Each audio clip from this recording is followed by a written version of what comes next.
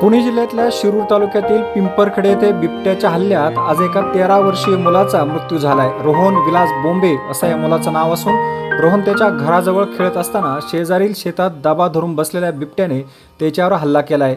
मागील महिनाभरात बिबट्याच्या हल्ल्यात मृत होण्याची ही तिसरी घटना आहे।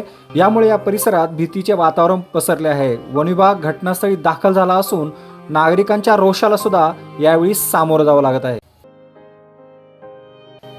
दरम्यान अतिशय हृदयद्रावक घडलेल्या घटनेनंतर संतप्त ग्रामस्थांनी आक्रमक पवित्रा घेत वन विभागाची गाडी सुद्धा पेटवून दिली आहे।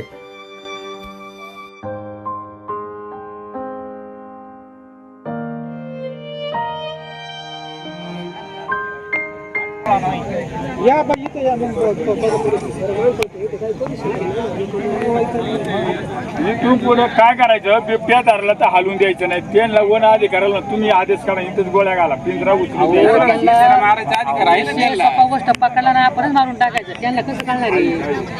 ते कसं त्याच्यावर कसा मिळाला काय झाला